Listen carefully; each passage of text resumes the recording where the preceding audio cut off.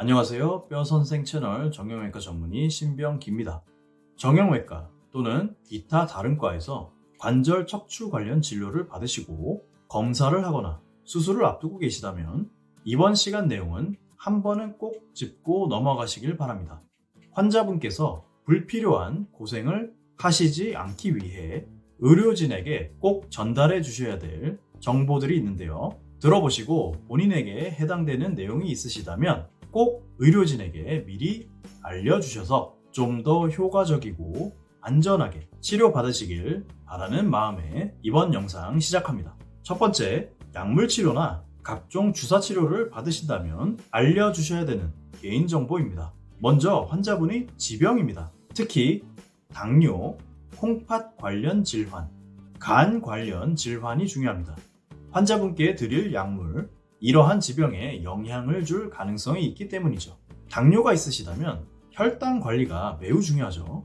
하지만 급성 염증에 의한 통증을 다스리기 위한 약제 중에는 이 혈당에 영향을 줄 수 있는 약들이 좀 있습니다. 대표적인 것이 스테로이드 계통 약제들이죠. 콩팥 질환의 경우엔 다들 잘 아시다시피 상당수 약물이 콩팥에 영향을 줄 수 있다는 것이 문제예요. 콩팥을 통해 몸속의 약 성분이 걸러지기 때문인데요. 따라서 콩팥 기능이 떨어져 있다면 특정 약물이 콩팥에 부담을 줄 위험성이 있습니다. 대표적인 것이 가장 많이 사용되는 진통 소염제 성분인 비스테로이드성 항염증제, 소위 엔세이드라고 하는 약물이죠. 간 관련 질환도 마찬가지로 약물의 대사작용에 관여합니다.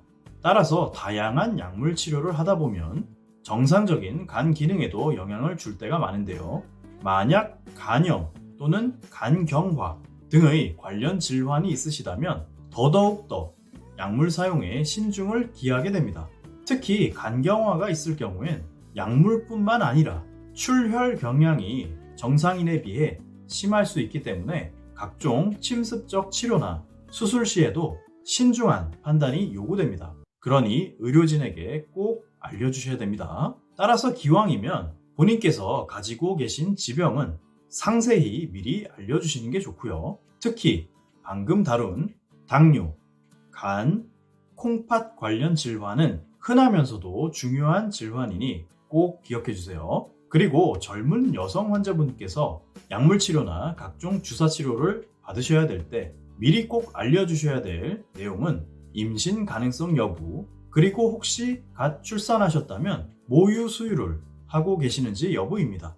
이 내용은 대부분의 여성분들께서 이미 알고 계신 내용이죠. 단 임신 초기여서 아직 임신 여부는 모르시고 가능성만 있을 때가 좀 애매한 경우인데요. 그럴 때 역시 주저하지 마시고 미리 의료진에게 말씀해 주세요. 그렇게 하는 것이 여러모로 안전할 수 있습니다.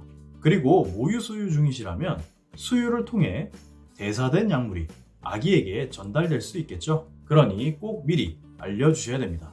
두 번째는 근골격계 질환이 있을 때 많이 촬영하는 MRI 관련 내용입니다.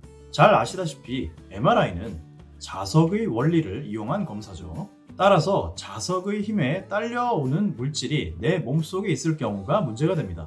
대표적인 것이 심장 박동기, 뇌 동맥류 클립 같이 심장, 머리 안에 금속 물질이 삽입된 경우인데요. 이와 같은 사항이 있으신 분이라면 MRI 촬영 전에 반드시 알려주셔야 됩니다. 물론 MRI 촬영 전 검사 설명 때 의료진에게 이에 대한 설명을 듣게 되실 텐데요. 하지만 중요한 내용이기 때문에 미리 상식처럼 알고 계시면 분명 도움이 되실 겁니다. 자, 이제 세 번째는 골다공증 치료를 받으시는 환자분들께서 알고 계셔야 될 사항입니다. 바로 치아 임플란트와 관계된 내용인데요. 골다공증 환자분들 대부분이 중년 이상에서 고령으로 넘어가시는 환자분들이시죠.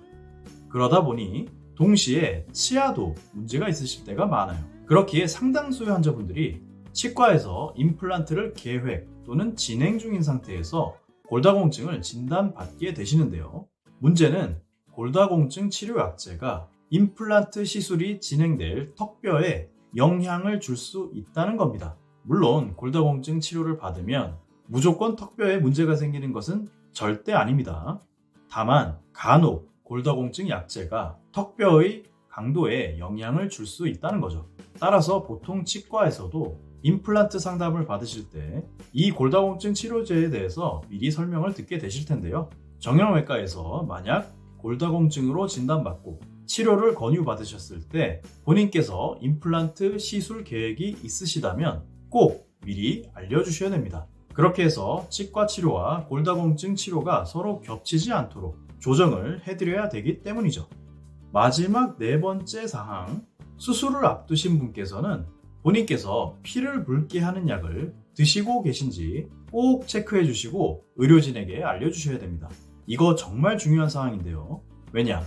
수술은 결국 환자분의 소중하고 신성한 신체에 절개를 가하고 병변을 직접 건드리는 과정이며 그 과정에서 필연적으로 출혈이 발생하기 때문입니다. 만약 피를 묽게 하는 약을 드시고 계신 환자분인데 이에 대한 정보 없이 수술이 진행되었다면 간혹 예측하지 못한 과도한 출혈이 발생할 수 있겠죠. 이는 수술의 결과에도 영향을 줄 수 있고 더 크게 봐서는 환자분의 안전에도 영향이 있을 수 있는 사항입니다.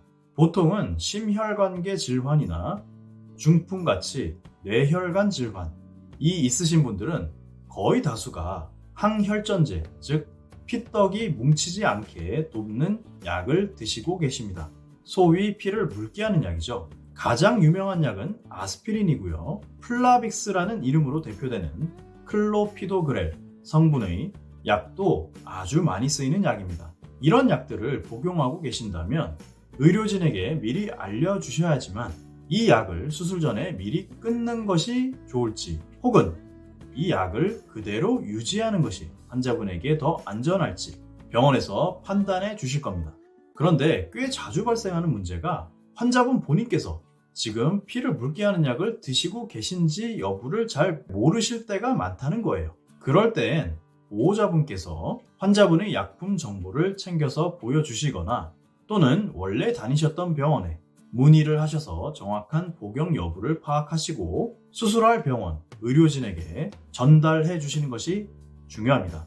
자, 여기까지 척추관절 통증 질환, 외상, 골다공증 등 다양한 원인 때문에 정형외과에 방문하신 환자분께서 의료진에게 알려주셔야 될 개인정보에 대해 설명드렸습니다. 사실 이 외에도 챙겨야 될 부분들은 많이 있어요. 단 이번 시간에는 그 중에서도 비교적 가장 흔하고 중요한 정보들 위주로 간추려 설명드렸음을 알려드립니다. 지금까지 뼈선생 채널, 저는 정형외과 전문의 신병기였습니다. 모두 건강하시고요. 감사합니다.